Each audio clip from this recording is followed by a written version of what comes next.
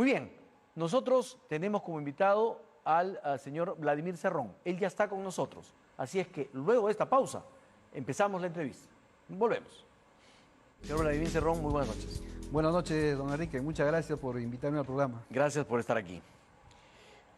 Vamos a hablar de diversos temas, pero quiero empezar por uno que el ministro de Salud ha planteado. ¿Ya estamos en una tercera ola? ¿Ya estamos empezando una tercera ola? Bueno, según lo que ha manifestado el ministro de Salud, Hernando Ceballos, hay indicios de que se puede estar empezando una tercera ola, para lo cual ha llamado a la población a tomar pues todas las precauciones, ¿no? Y ¿Usted sobre lo cree todo, así? Lo que más preocupa es los que no se han puesto la segunda dosis, ¿no? A los cuales está haciendo un llamado más pertinente. Usted, su visión de médico, le dice que estamos ya entrando a una tercera ola. Por el momento, los indicios que se han descubierto son imperceptibles para la población, pero en este caso el ministro ya tiene algunos datos de que puede estar empezando y esto en septiembre tomaría el mayor punto. Para usted, en su opinión, ¿se deben reabrir al público los estadios para los partidos de la selección, los que vienen? Yo creo que deben abrirse, pero tomando las precauciones del distanciamiento adecuado, es decir, el aforo ya no puede ser el mismo que era antes. Por tanto, me parece que esto es adecuado porque esto moviliza la economía y muchas personas dependen de ello, ¿no? Las clases presenciales, ¿es momento de empezarlas también? Me parece que para ello todavía no existen las condiciones, sobre todo en un mundo bastante vulnerable para esta edad y en los cuales no existe una vacuna precisa para la edad pediátrica, que debe ser hasta los 15 años y en otros países es hasta los 21 años de edad. Hay algunas que ya están probando efectivamente, por ejemplo la cubana y también la Johnson Johnson, si no me equivoco, pero es algo que todavía no ha llegado pues a coberturar en nuestro país. ¿Para la presencia en estadios se podría pedir como condición estar vacunado? Yo creo que sería una buena medida, cuanto más vacunados puedan entrar a un espacio altamente vulnerable, lógicamente habría mejor garantía de que no se reinfecten por lo menos. Si usted hubiera podido ocupar un cargo en este gabinete, ¿cuál de los tres que voy a mencionar le hubiera gustado? ¿PCM, salud No. o economía? Ninguno, ¿Ninguno? ninguno. ¿Por qué? Me hubiera gustado la Cancillería. ¿La Cancillería? Sí. ¿Por qué? ¿Por qué? Porque me gusta la política exterior. Yo creo que hay cosas que hay que desligar a nuestro país de una dependencia neocolonial que se ve a todo nivel. ¿Con Estados Unidos, diría usted? Con varios países, uno de ellos es el que usted ha mencionado. ¿Seguiría la agenda? Porque nuestro sistema educativo, nuestro sistema económico, el sistema inclusive militar, todo depende de los software norteamericanos, ¿no? Y nosotros no tenemos una independencia en ese espacio. ¿Hubiera tenido la misma agenda del canciller Béjar? Posiblemente, hasta el momento, mientras ha ido tomando estas medidas, me parecen las más adecuadas. ¿Usted lo respalda? Lo respaldo totalmente desde el partido. Muy bien, entonces para usted no debe renunciar. No debe renunciar. Además, si renunciara el canciller Béjar, estarían prácticamente renunciando al presidente de la República, porque él es el encargado de llevar la política en el ámbito extranjero, ¿no? Pero no le dice nada a usted del hecho que haya sido primero guerrillero, condenado por asesinato, después tiene todo esto que ha dicho sobre Abimael Guzmán y la posibilidad de sacarlo de la cárcel. ¿Usted también es de la idea de indultar a Abimael Guzmán?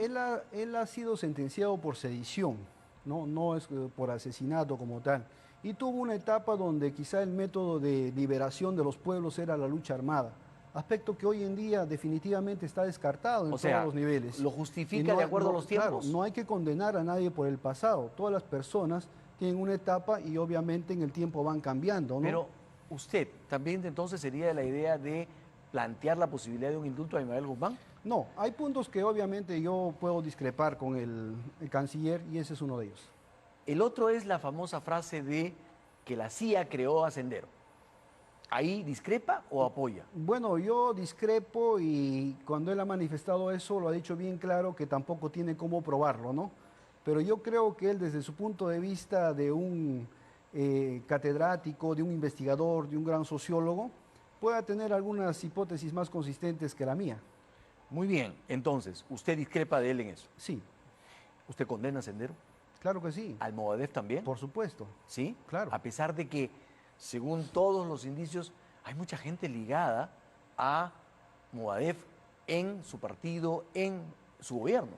En el Partido Perú Libre no tenemos militantes ligados al Movadef. Eso ¿no? debe quedar bastante claro. Es posible que algunos elementos lo hayan querido vincular, pero en el ámbito del gobierno, no del partido. Vamos a hablar de eso, vamos a hablar de eso siempre después. hemos sido bastante cuidadosos. Pero me gustaría entrar al tema económico. ¿Qué haría usted con el dólar? Bueno, yo diría de que el Banco Central de Reserva tiene que jugar un papel más sólido. ¿No lo está haciendo? Un papel más activo. ¿No lo está haciendo? Claro, porque ellos pueden regular la subida o la bajada del dólar. Pero obviamente esto no es el único factor.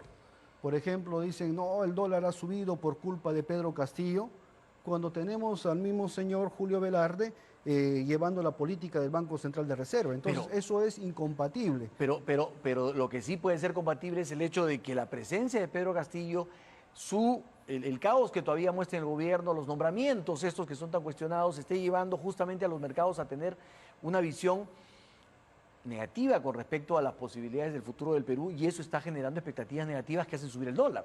No necesariamente. Yo diría que en este momento hay una política de querer ajustar al gobierno para que los perdedores pongan a sus miembros integrantes dentro del gabinete. ¿Quién quiere ajustar es decir, al dentro gobierno? del gobierno? ¿Quién quiere ajustar al gobierno? Hay muchos sectores interesados en eso, pueden ser sectores empresariales, financieros, económicos del país, a quienes no les gusta pues la política que ha proclamado el presidente Castillo, partiendo por una nueva constitución política a través de Asamblea Constituyente. Y lógicamente tienen que verlo desde ese punto de vista. ¿Y Julio Velarde entonces cree usted que tiene margen para hacer más cosas y no lo quiere hacer? Yo creo que este país, si hubiera hecho lo que realmente la teoría capitalista dice, seríamos otro nivel. Pero me quiero referir, antes de que entre usted, al tema de Julio Velarde, porque de lo que se ha hablado es si el gobierno quiere o no tener a Julio Velarde, y usted ha dicho que usted llamó a Julio Velarde. Entonces, usted cuestiona a Julio Velarde, pero usted llama a Julio Velarde. Entonces, ¿no hay un contrasentido? No hay ningún contrasentido,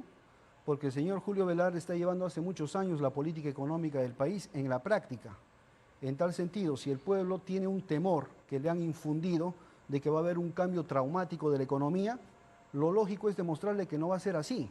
Y aquí parte entonces por hablar con el señor Velarde y decirle pues que la economía debe llevar un rumbo más bien orientado a favorecer a las grandes mayorías. Y es lo que ha manifestado también el Premier. Lo que usted nos está diciendo es que Julio Velarde es el gran factotum de la economía peruana desde hace varios años. Yo creo que Julio Velarde tiene en sus manos de mejorar la economía del país, inclusive sin necesidad de cambiar el modelo económico. Inclusive, el tema del cambio de modelo económico ya viene por un tema de gobierno y de partido. Pero yo creo que en este país donde evaden los impuestos, el país donde crean las elusiones tributarias, donde han amparado los contratos ley que son lesivos para el Estado, lógicamente ha generado pues un malestar en las mayorías, ¿no? ¿Qué haría con los precios de los productos de primera necesidad? Los precios deben mejorarse y eso parte por mejorar las inversiones en el país. Lógicamente, si las inversiones se van del país, esto genera pues una fuga de capitales y donde hay poco dólar en la calle, aumenta la demanda. Entonces, ¿usted es consciente que se están yendo las inversiones? Sí, pero lo están haciendo pues por otros factores, motivados por otros lados, ¿no? De querer sabotear al gobierno, eso está bastante claro. ¿Y qué pasa cuando sube el dólar? Baja el poder adquisitivo de la clase trabajadora.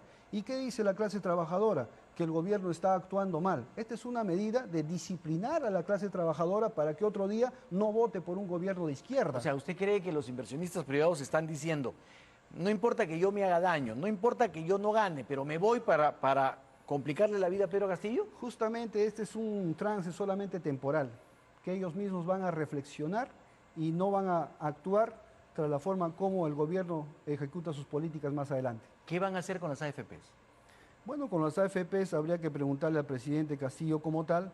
Nosotros lo que hemos llamado como partido es de que se tenga un sistema de pensiones mucho más justo. Un sistema de pensiones que no te pague pues 300 soles mensual cuando has trabajado toda una vida para el Estado. ¿Una AFP o para estatal otra o mantener las AFPs que tenemos actualmente? Mira, no me llama la atención si es estatal o sea privado. El asunto es que le den una buena rentabilidad al trabajador y no lo estén explotando. Y cuando haya pérdidas se puedan pues compartir entre el empresario y el trabajador. Y no solamente el trabajador pueda cargarse todo eso. ¿Y con los bancos? La misma forma, ¿no? No puede ser posible que tú ahorres tu dinero y te paguen un 1% al año y ellos te puedan cobrar por un préstamo, ¿cuánto? 20 o 30%. Yo creo que aquí hay que llegar a una conversación, o el Estado pudiera hacerlo, para generar también mayor credibilidad y confianza de la población hacia este sistema financiero. Aparte de Petroperú, que ha sido lo anunciado por el presidente, ¿en qué empresas debería haber una mayor participación empresarial del Estado? Yo creo que el Estado podría trabajar a todo nivel empresarial. Muchas veces nos han infundido el miedo de que el Estado es mal administrador de las empresas, pero existen empresas buenas en el Perú. Por ejemplo, Cima Perú, que ha hecho el 90% de los puentes, es buena. El Banco de la Nación es una buena empresa que está en FONAFE. Es Salud, con todos sus problemas que tiene, es el mejor sistema de salud que tenemos en el país. COFIDE es el que auxilia a los bancos de primer piso. Entonces no podemos decir que son malas. Y las que eran mejores que estas, Enrique, las privatizaron y se las vendieron a sus testaferros a precios baratísimos. Yo creo que el Estado, si hubiera podido tener más identificación con su pueblo, hubiera mantenido sus empresas, por ejemplo, los puertos y los aeropuertos, y hubiéramos tenido un país con mayores comodidades económicas para las mayorías, y eso no ha ocurrido. Por lo que usted me dice, entonces, ¿el Estado debería tender a recuperar su presencia en esos sectores? Debiera recuperar, yo creo que algunas ¿Qué sectores empresas, concretamente, por ejemplo, el tema que usted ha mencionado, en Petroperú, ¿qué pasó? Antes de ser privatizado, creo que se privatizó el 51% o el 49%, nosotros producíamos 160.000 barriles de petróleo diario. Y después de la privatización pasamos a 65.000 barriles de petróleo diario. ¿Y qué trajo como consecuencia eso? Que se encarezcan los precios. En tal sentido, ahí le jugaron, lo faulearon al Estado. Y eso obviamente no puede ser así. Por eso hay un proyecto de ley para tratar de recuperar, ¿no?, la soberanía, el control sobre los recursos naturales. Eso vamos a hablar, pero le pregunto, ¿qué sectores? Dígame usted puntualmente, ¿en qué sectores cree que el Estado debería tener participación empresarial? Bueno, en los sectores de la economía, por ejemplo, en el sector minero, es donde ahora los precios del cobre se han duplicado a nivel mundial y nosotros no nos beneficiamos un centavo de eso. Y eso definitivamente no puede ser. Pero hay más impuesto a la renta, hay más regalías, hay más... Pero igual, ellos se llevan el 70% de las utilidades y dejan al Estado solamente el 30%. Y del 30% inclusive no pagan todo. Hay inclusive impuestos aledaños que no pagan, como el canon, sobrecanon, derecho de vigencia, obro voluntario, y no quieren hacerlo. Y finalmente acaban en un tribunal constitucional que termine exonerándolo de estos impuestos, en detrimento de las mayorías. Entonces, usted plantearía que el Estado tuviera una actividad empresarial en el lado aerocomercial, puertos, aeropuertos, minería, gas, todos ellos. Yo creo que debería estar presente en los sectores fundamentales. El área minera, por ejemplo, el área hidroenergética, el área de las comunicaciones, carreteras, me refiero, no necesariamente medios de comunicación, como siempre lo quiere interpretar, ¿no?, y otros espacios, pero que son vitales porque generan economía líquida e inmediata. A propósito, rápidamente se le entregaron 4 concesiones a una empresa formada recién en marzo por 20 años en el tema de las telecomunicaciones. ¿Le parece a usted sensato? A mí me parece que no, que debe revisarse ese tema, y he escuchado por ahí que el presidente de la República ha dicho que va a mandar a observar, porque han sido un tiempo muy rápido y empresas formadas hace muy poco que no podrían demostrar la garantía de su trabajo o de sus antecedentes pertinentes. ¿Qué significa lo de la nacionalización de los recursos naturales y eso de que ahora las empresas se llevan 80 y el Estado 20 y que las cosas deben invertirse para que el Estado se lleve 80 y el privado 20, el modelo boliviano?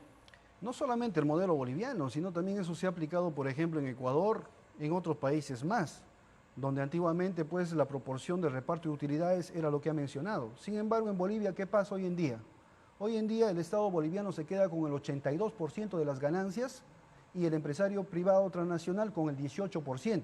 Y con todo eso, los empresarios han dicho que sigue siendo negocio y nosotros estamos entregando aquí ¿a cuánto? Al 70% o al 80% en ocasiones. Eso no puede ser. Claro, pero lo que ha hecho Bolivia es hipotecar su futuro. Ya nadie invierte en exploración, nadie invierte en explotación, se han quedado solo con las operaciones que tienen y el futuro de Bolivia va a ser terrible. Mire, yo he conversado con el expresidente Evo Morales y manifiesta definitivamente que la economía ha mejorado en Bolivia. Claro, y va a seguir mejorando.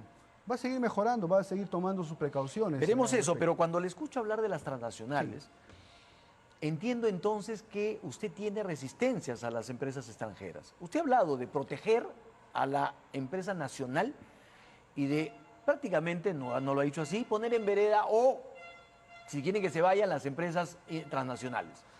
¿Por qué esa resistencia, ese malestar con las empresas transnacionales? Porque se ha maltratado al empresario peruano. El empresario peruano ha querido crecer y simplemente las transnacionales le han puesto un techo. Y nosotros hubiéramos querido tener una burguesía nacional fuerte, empresarial, también culta, pero con sentido de patria. Y ese es un aspecto que no ha ocurrido casualmente por las fuerzas extranjeras. Yo creo que al empresariado peruano hay que darle toda la ventaja. O sea, y la empresa transnacional debe trabajar en lo que se considere complementario. O sea, usted plantea proteccionismo para la empresa nacional. Por supuesto que sí. Estados Unidos nos dice a nosotros, no sean proteccionistas, pero ellos protegen sus empresas. Nos dicen no subsidien, pero ellos subsidian su agricultura y otras cosas. Nos dicen no tengan déficit fiscal, pero ellos tienen un déficit fiscal enorme. Entonces, la doble moral que quieren implantar aquí mediante la política neoliberal no puede ser. Por eso nosotros quieren tenemos ustedes que tomar revisar nuestras propias decisiones. ¿Por eso quieren ustedes revisar los TLCs? Debe revisarse todo contrato que sea lesivo para el Estado. No es posible que nosotros estemos, en este caso, amparando la gran corrupción mediante el artículo 62 de la Constitución Política del país e inclusive en ese artículo prohibiéndole al Congreso que cambie ese artículo o lo modifique. Entonces, si no lo puede modificar el Congreso, necesitamos un ente superior, que sería la Asamblea Constituyente. A eso No vamos a existe hablar, otro pero camino. ¿qué significa, y no me quiero quedar con eso, lo de la nacionalización de los recursos naturales, concretamente? Mire, la nacionalización nosotros lo entendemos como algo diferente a la estatización. La nacionalización comprende tomar el control de los recursos naturales. O sea, es decirle ¿Eso a la qué quiere empresa... decir? Administrar conjuntamente con las comunidades, administrar el Estado conjuntamente y las comunidades sean accionistas, que querramos que la mayoría de los impuestos o de las rentas se generen, pasen al pueblo peruano y no se lleven los capitales, que esas empresas puedan invertir en el país, puedan generar valor agregado, puedan generar trabajo y puedan descongelarse los sueldos de los trabajadores que hace décadas están congelados. Entonces lo que ustedes plantean es, empresa transnacional, agarra tus cacharpas, vete que yo me encargo de explotar todo esto. Eso es una estatización que nosotros no queremos. Nosotros lo que requerimos es tomar el control de nuestros recursos, volver a tomar el recurso, porque Es lo mismo. Es decirle a la empresa, deja de explotar esos recursos que lo voy a explotar yo. Es que nosotros no podemos nacionalizar lo que es nuestro. Esos recursos, el gas de Camisea y todo es propiedad del Estado peruano. Y nos han querido meter a la psicología colectiva, que ya es propiedad de otro, y dicen que les vamos a quitar mediante una nacionalización. Y obviamente eso no es así. Entonces, ¿qué garantía habría para la inversión privada internacional? Todas las garantías transparentes. Siempre y cuando acepten sus condiciones. Tiene que aceptar las condiciones del Estado peruano. Del 80 para el Estado, 20 para el privado. Podría ser otro porcentaje, 70, pero no puede ser el 30% para el Estado. Y más aún cuando los recursos, hoy en día ha subido el cobre, ha subido el petróleo, ha subido de precio el gas, y el Perú no se beneficia en nada. O sea, el que no quiere aceptar esas condiciones se va. Y ahí está el dinero de la escuela que falta en el Perú rural.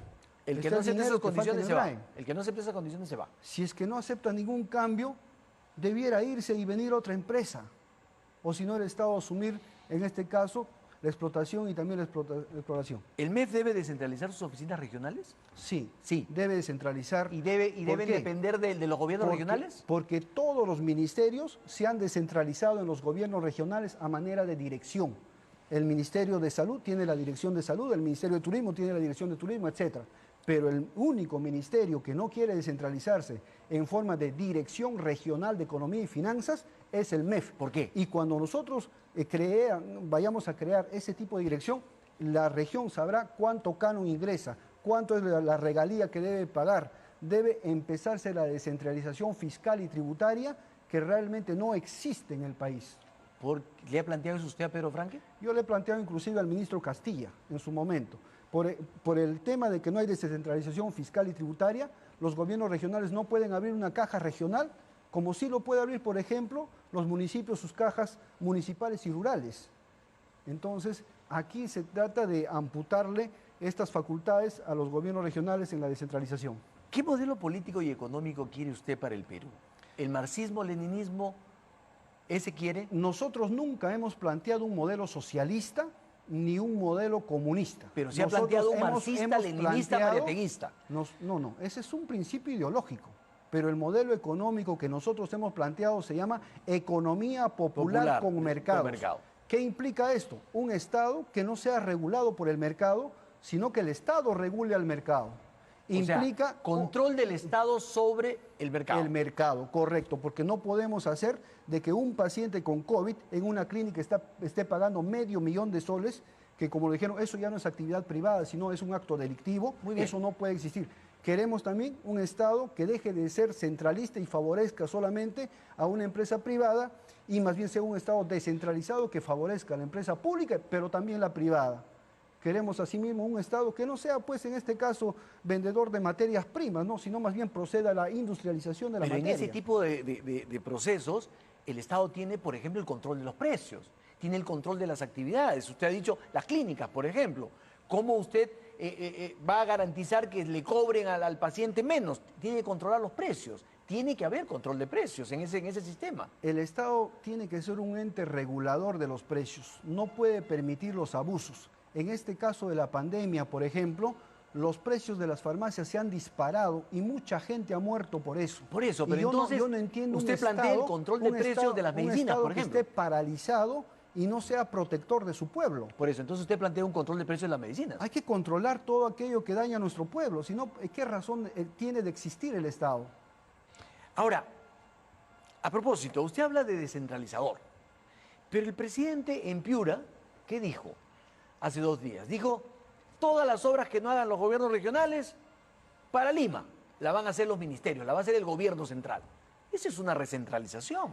Es una recentralización que yo podría criticar al presidente de la República. ¿Lo critica? Aquí lo que tiene que hacerse es, en este caso, facilitar para que los gobiernos regionales puedan culminar sus obras. Y no pueden culminar muchas veces por los procesos judiciales en que acaban las obras. Y estos procesos judiciales, con medidas cautelares dadas por jueces, muchas veces de dudosa reputación, se paralizan. Se paralizan por los arbitrajes que van al OCE y demoran 1 año, 2 años y finalmente le dan la razón y tienen que pagarle costos y costas a los empresarios paralizando las obras. ¿Y por qué? ¿Y acaso el presidente Castillo va a poder destrabar eso? No va a poder ejecutar esas obras. Si se lleva esa obra se va a llevar con todos sus problemas y va a ser peor.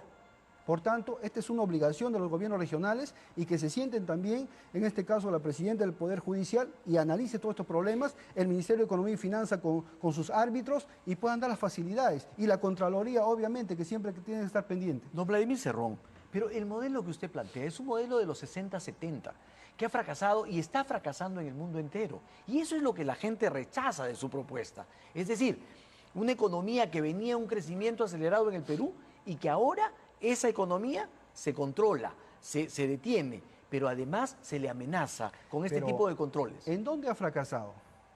¿Le tengo que decir? Dígamelo. ¿Cuba? En Cuba. Venezuela. Mire, le voy a decir una cosa. Hasta China ahora tiene una economía abierta de mercado. Cuba tiene una medicina totalmente gratuita y a todo nivel. Nos hemos igualado a ellos por lo menos. Cuba es un país que ahora le va a entregar al mundo 5 vacunas. Nosotros le hemos entregado siquiera media vacuna. Cuba es un país donde la gente está clamando libertad. Señor, es un país que tiene 85 años de vida promedio. Tiene un médico por cada 72 habitantes.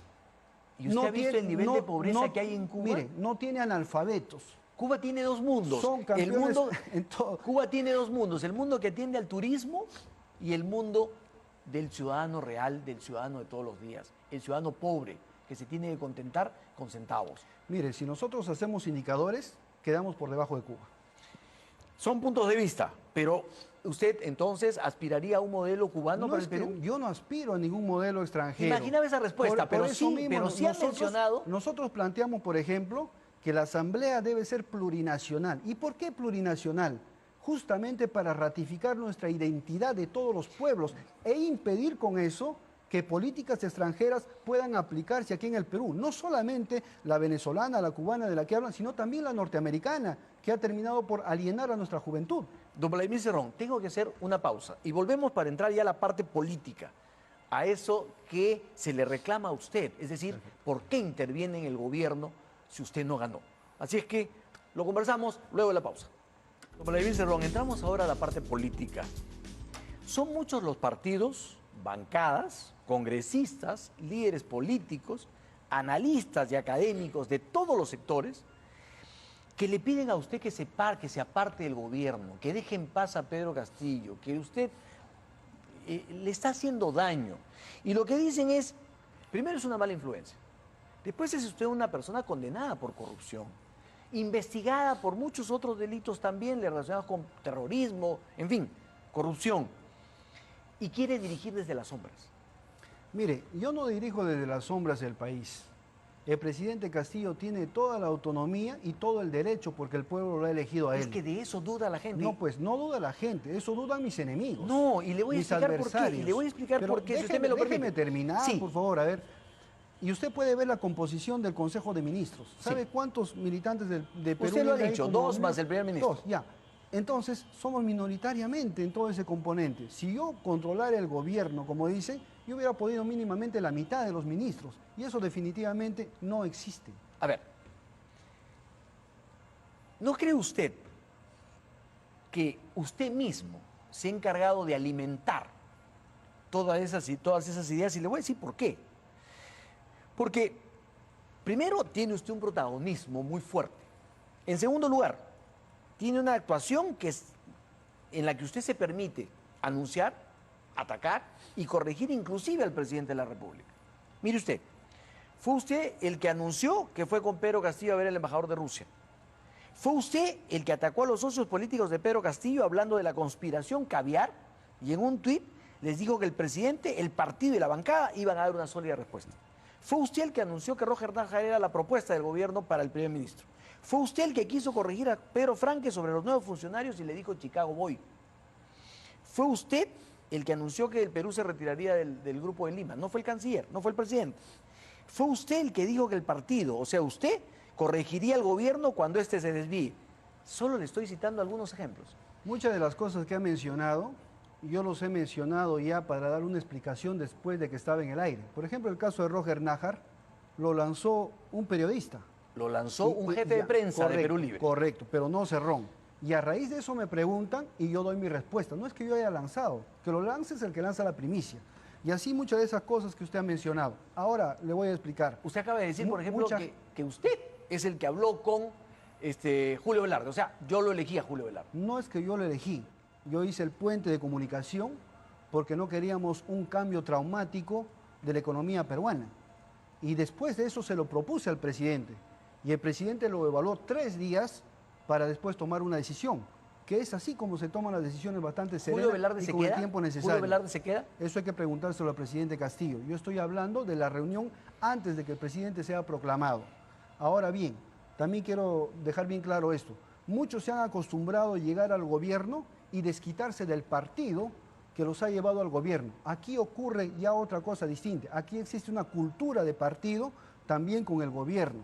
Muchos invitan al presidente Castillo a que después se desligue del partido y así llaman a tener una institucionalidad partidaria a los demás. Eso es una doble moral que hacen nuestros adversarios políticos, obviamente. ¿Pero por qué? A Y de ver, muchos medios de comunicación, ¿no? Pero ¿por qué sus adversarios políticos? Y lo que yo creo es que usted ha atacado más a sus socios políticos. Pero, Ve ¿por usted, qué? por ejemplo, en el Se- tweet habla de los caviares, atacó Pero- a los caviares pero porque dijo sencillamente- que había una... ¿Por qué dijo que había una conspiración caviar?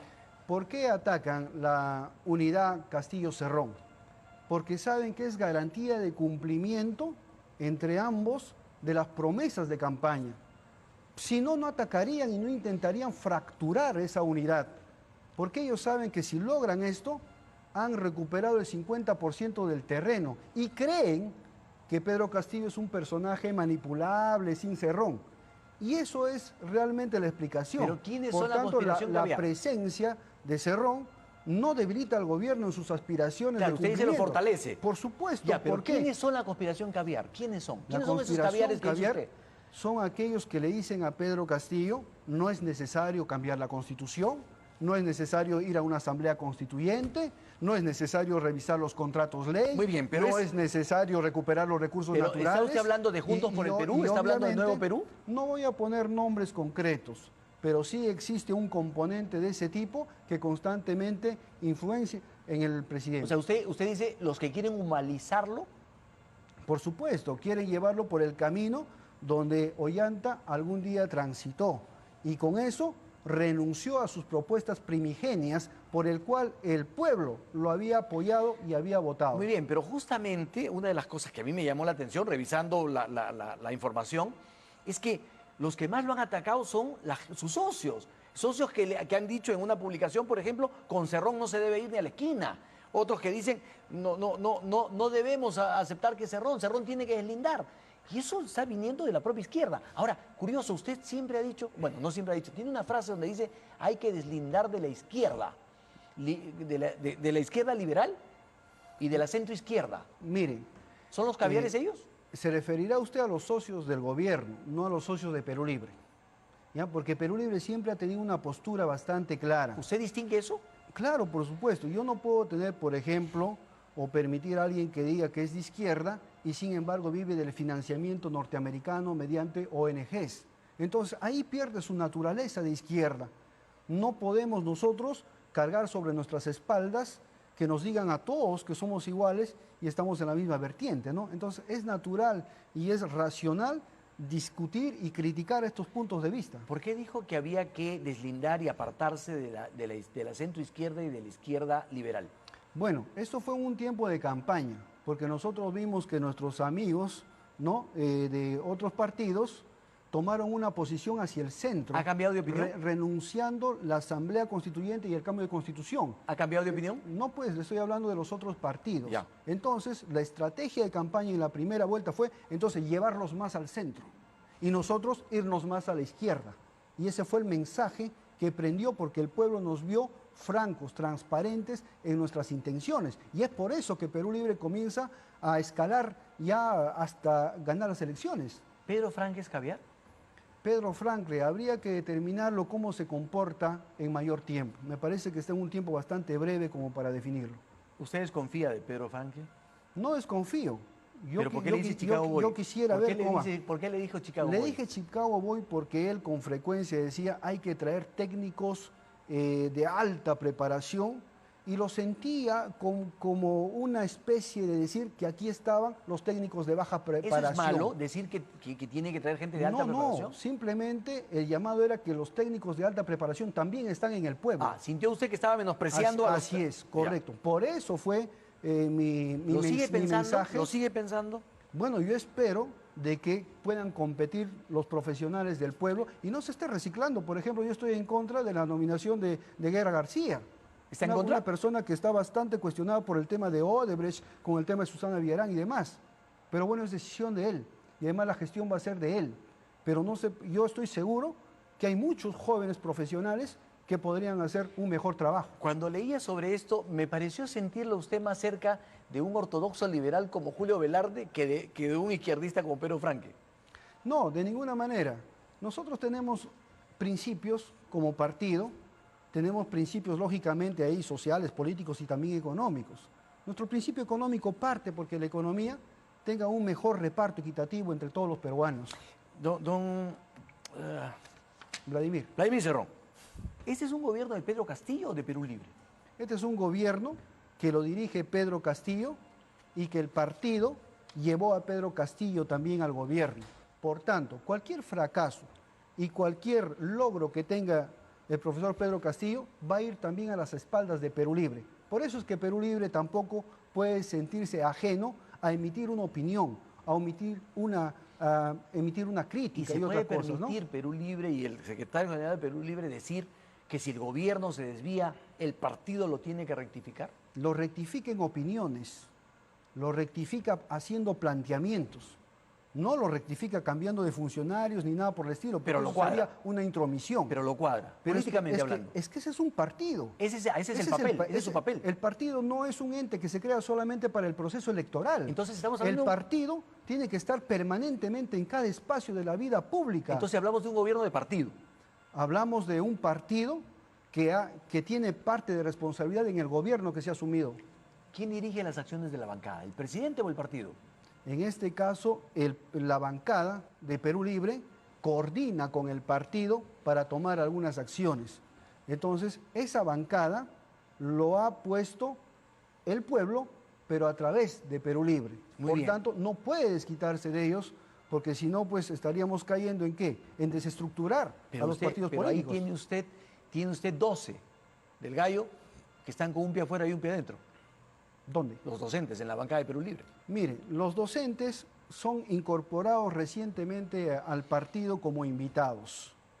Ellos tienen sus propias concepciones que hay que respetar, pero tenemos cerca de 24 del partido, que son la postura mayoritaria, que lógicamente hará llevar pues sus planteamientos. Y finalmente se llega a un consenso. Nosotros evidentemente no lo vemos como una fracción ajena, sino que todos trabajamos. Ahora, el mayor componente de Perú Libre, antes de esta alianza, siempre han sido maestros. Es decir, el magisterio siempre ha estado en el corazón de Perú Libre. Muy bien. ¿El presidente de Pedro Castillo debe cumplir con todas sus promesas de la primera vuelta? Yo creo que sí. Sí. Y no solo eso. Por más radicales que sean. No solo eso, sino debe tener, quizá una vez cumplidas sus promesas, debe establecer nuevos objetivos. ¿Cuáles serían, por ejemplo? Una vez cumplidas sus promesas, para pensar en otras cosas, pero inicialmente tiene que hacer las que ha prometido, ¿no? Usted es partidario de la reelección presidencial permanente. Yo soy partidario de la reelección de todo tipo de autoridad. Permanente. ¿Por qué? 5 años, 10 años, 20 años. Reclaman que haya una clase política, que hagan carrera política, y le están cortando los periodos, interfiriendo para que no puedan postular. Y eso lo han hecho fundamentalmente para liquidar liderazgos nuevos, no lo han hecho por otra cosa. Y si el pueblo reelige, simplemente es una manifestación de su voluntad popular que hay que respetar. Entonces, ¿podría reelegir a Pedro Castillo? Yo no estoy hablando de eso. Y además eso no lo permite la Constitución actualmente. Ahora. Ahora. Pero ustedes la quieren cambiar. No la queremos cambiar en absoluto. ¿La Constitución la quieren reemplazar? No, la Constitución va a entrar a debate en la Asamblea Constituyente. Muy bien. Ahora, usted dice debe cumplir todas las promesas, incluido el indulto a Antauro Humala. Yo creo que si lo ha prometido el presidente Pedro Castillo, debe cumplirlo. ¿Cree usted, perdóneme, deben renunciar algunos ministros antes de ir al Congreso a pedir el voto de confianza? Mire, ¿Deben quitarle peso a la mochila del presidente con ese tema? Esa evaluación seguramente lo está haciendo el presidente de la República. ¿Pero qué piensa el partido? ¿Qué piensa Vladimir Cerrón? El partido piensa que es un tiempo muy corto como para decir si un ministro ha cometido un error o no. Son 13, 14 días que están recién en el cargo. Yo creo que sería irresponsable de mi parte poner una nota de calificación ahora. Pero estamos hablando de antecedentes. El ministro de Trabajo, por ejemplo, y su cercanía con el MOADEF, esta autorización que dio de un día para otro al FENATE para inscribirse rápidamente y desplazar al SUTEP. Pero el ministro de Defensa, seguramente tendrá una explicación que todavía él no lo ha manifestado. El ministro de Defensa y sus antecedentes. ¿Qué antecedentes? Los antecedentes que tiene de haber sido dado de baja en la policía. No fue dado de baja. Él pidió su retiro y lo demostró en un documento. O sea, para todo usted... Todo eso es una conspiración, obviamente, para todos los ministros. O sea, ¿usted cree que hay una conspiración para tumbarse a los ministros? Que nos quieren poner un ministro de Defensa a su medida, ellos. Y eso no puede ser. Debe ser el presidente de la República el que nombre y designe sus ministros. Entonces, con para toda usted la no debe autonomía renunciar ninguno y deben ir así. Nosotros, por ejemplo, no somos partidarios de que el Congreso de la República se tenga que cerrar, porque así sea mayoritariamente de derecha, es lo que ha elegido el pueblo. Don Vladimir y es el mismo respeto que le pedimos por el Ejecutivo y también por su Consejo de Ministros. En el mes de mayo usted ha dicho a una entrevista a Vez Cable que el cierre del Congreso es una de las 3 opciones para la Asamblea Constituyente. O sea, usted lo contempla. Es una posibilidad en los casos extremos, pero usted lo contempla, como ha ocurrido en el país. Pero ojo, que se censure a 2 gabinetes, no quiere decir que se cierre el Congreso, porque esa es una posibilidad discrecional que puede tomar el presidente. O sea, ¿usted estaría en contra de que se cierre el Congreso? Por supuesto. Y los ejemplos que nos han dado después de cerrar 2 congresos han sido fatales. Por tanto, yo creo que el presidente de la República no va a ir por ese camino. Entonces, usted está en contra de lo que dice el congresista Bermejo. 2 negaciones de confianza, chao Congreso. Él ha hablado de una posibilidad que lo contempla la Constitución Política del Perú. Por eso, pero... No ha hablado un tema de su raciocinio personal. Perfecto, pero usted mismo lo ha dicho, es una decisión política. Yo le pregunto entonces a Vladimir Cerrón, secretario general de Perú Libre, ¿usted lo contempla como una posibilidad política? En un caso muy extremo, sí, seguramente el presidente tendría que pensar. Pero por el momento, o lo más ordinario, es que no lo haga.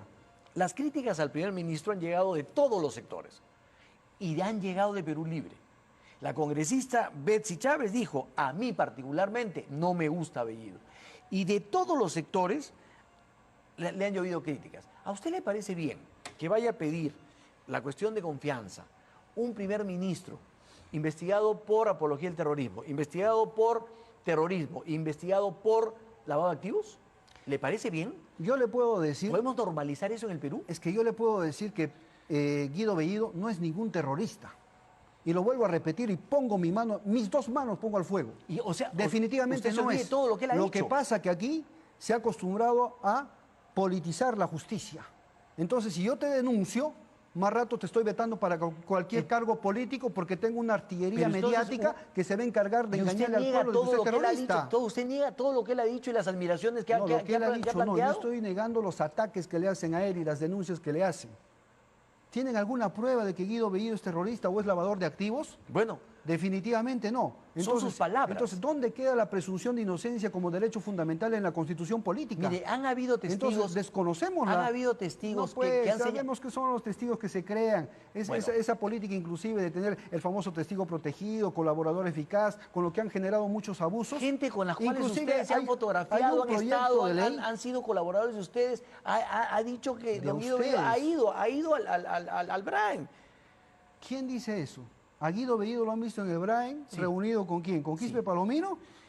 Mire usted, vamos a entrar en ese tema. Yo tengo muchas preguntas. Debemos hacer un periodismo serio y decir que la cosa está confirmada. Y una vez que está confirmada, yo podría lanzarlo por el aire.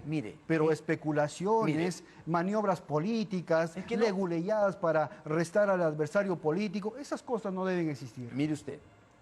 En el programa de Milagros Leiva y en el programa de Beto Ortiz se han mostrado testimonios de colaboradores o de gente que ha dado la cara y ha dicho que los ha visto a ellos. Usted habrá visto esos programas. Usted sabe que el programa de la señora y del señor, vamos a decirlo así... Pero son testimonios. Son del mismo medio de comunicación. Bueno, no voy a entrar a ese tema porque trae problemas siempre. Es como yo creer de que 13 periódicos hablan en contra del gobierno cuando esos 13 periódicos pertenecen a un dueño, que es el Grupo Comercio, y usted lo sabe. A ver. En tal caso... Le voy a leer lo siguiente. Habla del presidente. Tanto que le entrega las decisiones que le otorga la Constitución a un vanidoso Führer de Huancayo que se cree Fidel Castro, que le encarga la política exterior a quien cree que sigue en guerrilla de los 60 y que llega con una gavilla que quiere reponer los controles de precios de los 80 de Alan García. Algo que hasta un estudiante de economía de primer año sabe que no funciona y no es del grupo. Mire, yo le puedo decir si es que yo soy menos marxista que Vargas Llosa en los años 60 y 70. ¿Sí? ¿Ya? Pero esos señores siguen admirando al señor Vargas Llosa, ¿no? Entonces, aquí las cosas hay que hablar bien claros. Aquí hay motivaciones económicas, financieras, empresariales, que quieren bajarle pues el moño al gobierno. ¿Por qué? Porque está tomando políticas concretas. Por ejemplo, el señor Guido Bellido ha requerido a la SUNAT para que publique de una vez todos los deudores tributarios de las grandes empresas. Y se han puesto al día 2, y más rato se van a poner 3 y 4. Pero esa intención, esa motivación no existían de los premieres anteriores. ¿Y a dónde va a ir ese dinero que se ha recaudado? Va a ir pues a las escuelas que hacen falta al interior del país, a la zona rural que ha votado por Perú Libre. Entonces, esa es la reciprocidad frente al voto que han emitido esos sectores. Don Vladimir Cerrón, el fiscal Rafael Vela dijo en RPP que a través de los llamados dinámicos del centro se ha movido dinero irregularmente que ingresó en los gastos de campaña de Perú Libre y para la campaña presidencial. Él habla de concertación criminal para producir fondos de naturaleza ilícita y dice que tiene evidencia válidamente procesada, colaboraciones eficaces, escuchas en tiempo real, documentación que no puede excluir a nadie ni al presidente Pedro Castillo. El dinero, según el fiscal Vela, proviene de actividades criminales en Junín. Fondo negro proveniente de expedición de licencias, contratos CAS, servicio de carácter médico que sirvió también para financiar pagos y gastos de procesos legales y judiciales suyos. Para el fiscal Vela, en esto participan directamente Guido Bellido, Vladimir Cerrón y Valdemar Cerrón. Bueno, yo le voy a decir que el fiscal Vela no ha dicho eso. Él ha repetido... Perdóneme, esto es textual. ¿Me puede dejar explicar, por favor? Sí, claro. El fiscal Vela no ha dicho eso. Él ha dicho y ha repetido lo que dice la hipótesis fiscal, ¿no? En este caso, del doctor Richard Rojas, que es el fiscal encargado de este caso. ¿Ya? Ni siquiera él ha asumido la autoría de eso. Eso es en primer lugar. En segundo lugar, el tema de los dinámicos del centro ha sido una investigación creada para deteriorar la candidatura de Pedro Castillo y de Perú Libre. Si usted analiza de los 21 implicados en ese caso, solamente 3 son de Perú Libre. La señora Vázquez, el señor Gualdir y el señor Bendezú. Y el señor Cárdenas no trabaja ni en la dirección ni en el gobierno regional. Y el resto son apristas, fujimoristas y de otros partidos. Y a ellos es a quienes se les ha incautado casi 1 millón de soles. Pero eso no dicen. Lo que aquí quieren vender, que ese dinero se le incautó a Perú Libre, a sus funcionarios y que iba para la campaña. No hay ni un solo elemento que puedan demostrar ellos que haya ido a la campaña política de Pedro Castillo. Don Vladimir Cerrón, necesitaría yo media hora más para hablar de los temas judiciales, porque también está el tema de la relación con los otros Quispe Palomino. Es decir, varios temas en concursos públicos que IDL le sacó un informe muy largo. Yo he venido a hablar de eso. Sí, hablemos, pero nos gana el tiempo, nos gana el tiempo y tengo otros temas. Tengo acá, ¿no es cierto?, el gran aeródromo Huanca. Correcto. La carretera Chupuro-Huasicancha, los colegios y postas, ¿no? Miguel Quispe Palomino, y todo esto que tiene relación con estas personas y que fue entre su gestión entre el 2011 y 2014. No hay problema. Pero hay otro tema que es muy actual y es, qué casualidad que cuando se dice que los van a investigar a ustedes por terrorismo, se da un operativo en la DINCOTE. ¿No le parece a usted muy casual?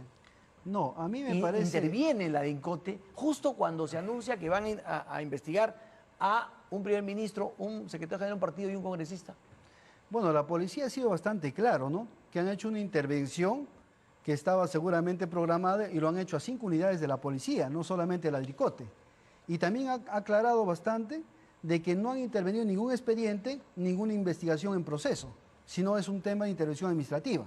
Y además de esto, tendría que dar pues parte, en este caso, el ministro del Interior, no el partido. El partido definitivamente no tiene mayor información que la fuente abierta. Don Vladimir Cerrón, tengo que hacer una pausa. Y regresamos porque le tengo que preguntar sobre la Asamblea Constituyente y su contradicción con el presidente. Volvemos. Perfecto. Don Vladimir Cerrón, sáqueme una duda. Usted y el primer ministro parecen contradecir al presidente en el tema de la Asamblea Constituyente. El presidente fue al Congreso y dijo, voy a presentar un proyecto para modificar el artículo 206 de la Constitución. Pero el primer ministro el domingo pasado, y usted en otras entrevistas, ha dicho que no van a pasar por el aro del 206 porque eso es lo que quiere la derecha y eso es lo que quieren sus enemigos. Y que ustedes van a pasar por el 31, el artículo 31 y el artículo 32 de la Constitución. ¿Discrepan con el presidente o es una estrategia para atarantar al Congreso? Mire, yo le puedo responder por lo que dice el partido. El partido lo que ha planteado, mediante mi vocería autorizada, ha sido que nosotros debemos trabajar la vía congresal y la vía extracongresal. Pero estas dos dentro del marco constitucional. Y lo has mencionado, el 206 es la congresal y el artículo 32 es la extracongresal mediante un referéndum. ¿Pero por qué dice usted que el 206 es la intención que tiene la derecha para hacerlo pasar por ahí, cuando no ese es el camino? Tiene la intención porque tienen la mayoría de parlamentarios de la derecha. ¿Y entonces por qué el presidente el presidente presenta la vía constitucional para modificar el 206? Bueno, porque de todas maneras, para que no digan que no se ha intentado la vía más pertinente, ¿no? Entonces es el primer intento y de ahí viene el 31 y el 32. No, el 32 ya está caminando, ya estamos en recolección de firmas. No voy a pensar que nosotros vamos a esperar uno o el otro. No, y el presidente sabe eso. Más bien yo creo que los que están en el artículo 206, los parlamentarios, al ver que camina el otro, pueden más bien dar el voto hacia la Asamblea Constituyente. Entonces el presidente sabe que existen esas dos vías y que están trabajando en esas dos vías. Eso siempre se habló en la campaña. Eso siempre se discutió, no hemos hecho una propuesta insustentada. ¿Y el presidente por qué no lo dijo? ¿Por qué solamente se refirió al 206? El presidente de la República marcó la cancha el día que juramentó y dijo vamos a una nueva constitución política del país. Y obviamente se entiende que es por la Asamblea Constituyente. Entonces la cancha está marcada. El partido no está jugando fuera de la cancha. Ni Guido Bellido está jugando fuera de la cancha. Pues si estuviera jugando fuera de la cancha, debieran censurarlo. Claro, pero está jugando dentro de la cancha de Perú Libre. Y las intenciones de Perú Libre. Del mensaje presidencial. No, el mensaje presidencial habla solo del 206. Y usted habla concretamente del 31 y el 32.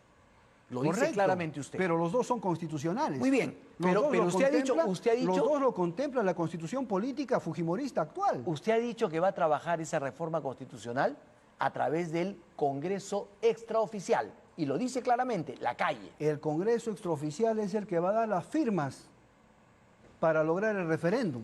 ¿Eso solamente? ¿O está planteando usted un suficiente. enfrentamiento No, entre de lo ninguna oficial y manera. lo no oficial? El problema es que ustedes lo entienden así. ¿Quién ustedes? Yo Bueno, solo pregunto. es Yo que solo te- estoy es que preguntando. te veo algo ofuscado, por eso. No. Que pregunte con cierta pasión Bueno, la pasión, correcto, correcto. por esa Estamos posibilidad. apasionados. Está bien. Pero ahí viene entonces otra pregunta que yo le quiero hacer. ¿Por qué razón usted plantea que el Congreso, la presentación del Congreso, es el choque del mundo criollo y el mundo andino? Es decir, ustedes que hablan de unir, Mira, terminan hablando aquí prácticamente de una discriminación. no. Yo parto porque hay que ver las cosas de manera objetiva. El hombre que no le teme a las verdades, que son objetivas y materiales, no le teme a las mentiras que son subjetivas y fantasiosas.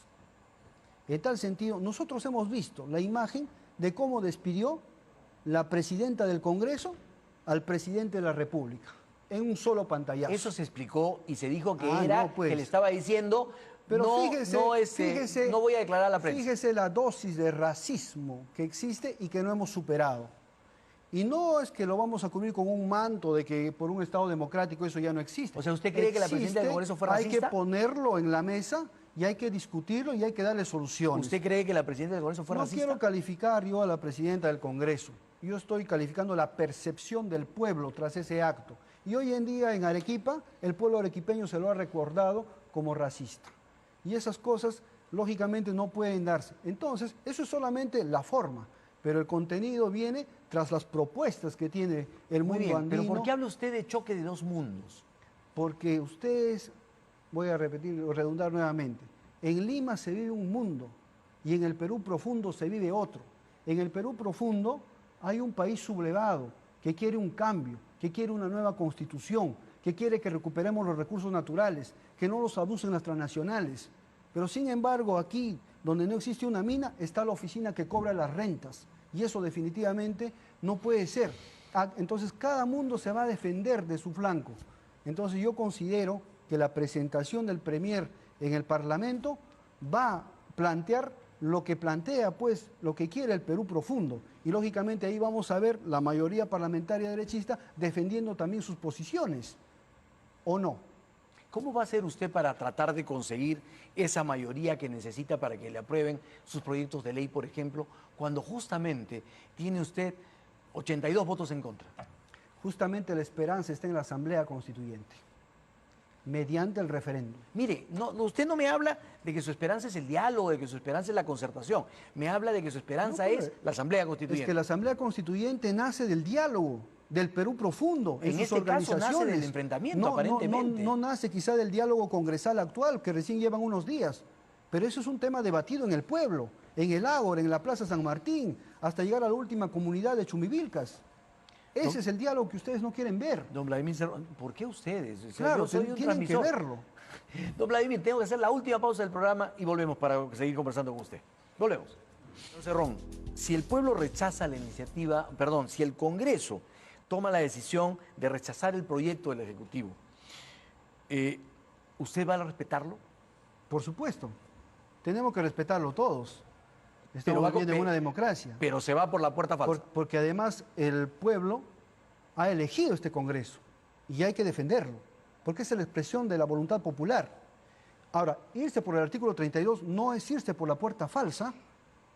Ahí estamos desvirtuando, estamos yendo por el camino constitucional. Mire, yo he consultado No es hoy día puerta para falsa, esta ni es entrevista, una a ventana. raíz de la entrevista que vi de usted, he consultado con varios constitucionalistas que señalan que el 31 y el 32 son normas de carácter general y en lo constitucional lo que pesa es lo específico y lo específico está en el artículo 206. Es cierto que el artículo 32 habla de la modificación parcial o total de la Constitución, ya habla del referéndum, pero es una norma de carácter general y lo específico está en el 206. Ya, ellos más bien se quieren ir por la puerta falsa interpretándolo así, porque aquí lo único que no se puede someter a referéndum son los tratados internacionales, el pago de los tributos y los derechos fundamentales. Todo el resto se puede someter a referéndum. Y uno de ellos, ahí lo dice bien claro, el cambio total o parcial de la constitución política. Está bastante taxativo, así que no hay que ir con temores ni ni interpretando pues de acuerdo a sus favores, ¿no? Y Pero- deben ser los mismos constitucionalistas que decían que había fraude. Y que, No, y que se no, habían puesto curiosamente- la camiseta de Keiko. Pero curiosamente no. A los que he consultado de todo, precisamente pensando en lo que usted me iba a decir. Yo he visto opiniones de otros constitucionalistas que dicen que es totalmente factible también. Muy bien, entonces, si el Congreso dice no, usted se va por el 31, por el referéndum. Y yo no estoy esperando que diga no, nosotros ya estamos en las firmas, estamos trabajando. Ya. Y Así que entonces, esto va a ser un tema de complemento. muy bien. Tema paralelo. ¿Y el presidente está de acuerdo? Es que el presidente no tiene que estar de acuerdo o tener que negarlo. ¿Cómo que Esa no? es una tarea del partido. Es el partido que ha comprado el kit. Es el partido con sus comités que se organiza con el pueblo para buscar las firmas. Buscaremos las firmas y presentaremos, en este caso, a OMPE, como debe ser. ¿Y si El el pre- gobierno no tiene nada que ver directamente en este tema. Los ministros tampoco. Tampoco. Pero ellos... Esta es una tarea del pueblo con sus organizaciones de vanguardia, que es el partido. Ahora, todo esto que usted plantea en esta reforma constitucional, ¿por qué? Su objetivo es el régimen económico, ¿no, don Vladimir Cerrón? Es uno de los objetivos El del principal. régimen Para económico. usted es el principal. Es el principal, obviamente, pero eso no excluye los demás artículos porque todo está concatenado. Querer ver las cosas aisladas de otras no está bien. Ahora ustedes dicen, va a cambiar todo. No, vayamos a someter todos los artículos al debate.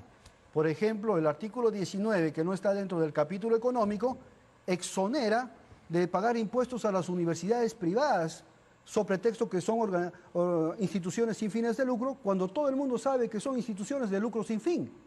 Entonces, ¿eso cómo queda? Aquí todo el mundo paga impuestos. Yo creo que nadie debe estar exonerado de eso, ¿no? Por eso le digo, su objetivo principal es el régimen económico. Eso lo ha dicho usted y lo sostiene, supongo.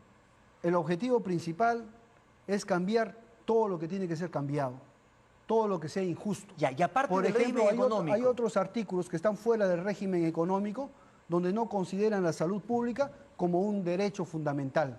Debe ingresar a ese espacio. Ya, y ahí La ya- educación pública igual no es un derecho fundamental. Solamente lo mencionan de carácter declarativo, pero no lo dicen quién garantiza el pago para que eso sea realizable. Y para usted como médico, ¿está bien unificar todos los sistemas de salud? Yo creo que deba unificarse los sistemas de salud. Todos.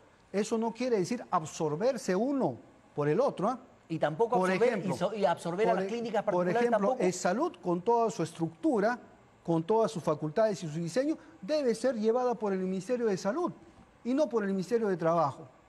Esa es una forma de unificación. Muy bien. Nos ¿Y qué- podemos unificar en los objetivos de reducir la muerte materna, la muerte infantil, por ejemplo. Pero Esa no, es una quiere decir, unificación. pero no quiere decir que se acaba la posibilidad No, de que yo los no- afiliados Es que de salud, por ejemplo, tengan los beneficios que ahora tienen. No estamos hablando de una absorción de una institución Ya, ¿y sobre qué otra. pasa con las clínicas particulares? Las clínicas particulares deben existir. Yo no estoy en contra de que existan. Es más, yo he trabajado muchos años en clínicas particulares. Igual en la educación. Deben existir. Igual en la educación. en la educación. Y Pero entonces, ¿cómo van a cumplir con esa promesa de que todos los egresados de quinto y secundaria pueden tener ingreso libre a las universidades si no hay? Son 10 o 20 veces más Mire. la demanda que la oferta. Mire, el ingreso libre a la universidad ya se dio en la década del 60 en la Universidad Nacional San Cristóbal de Huamanga. Eran y otros fue una tiempos, experiencia, eran otros fue una tiempos, otro experiencia nivel poblacional. exitosa que llegó a tener el año 60 12.000 estudiantes cuando la Universidad del Centro recién está llegando a ese número Pero actualmente. eran otros tiempos, con No, una pues. densidad poblacional mucho menor. Sí, pues, pero en un tiempo también más difícil, ¿no? En un Perú ¿De dónde más van a sacar precario. universidades para tanta gente, para tanto joven que se va a ver frustrado? No, yo creo que el Perú, si es que tiene la intención de hacerlo, lo podría hacer, porque otros países también brindan ese espacio. Pero la educación privada seguirá como está. Debe seguir la educación Sin privada. cambios. No es que no vaya a haber cambios. Si el área estatal toma una medida, va a repercutir en el área privada en alguna manera. Pero lo que me Entonces refiero no es... podemos decir que eso es una isla aparte. Pero ¿no? lo que me refiero es, ¿establecerán ustedes también, por ejemplo, control de precios a las pensiones? Yo creo que Sí. hay universidades que cobran de manera abusiva las pensiones a los estudiantes peruanos. ¿Y deben ser controlados? Deben regularse. Muy bien. ¿Y en los colegios particulares?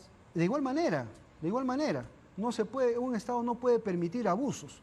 Yo conozco estudiantes de medicina que pagan 3.000 soles una pensión.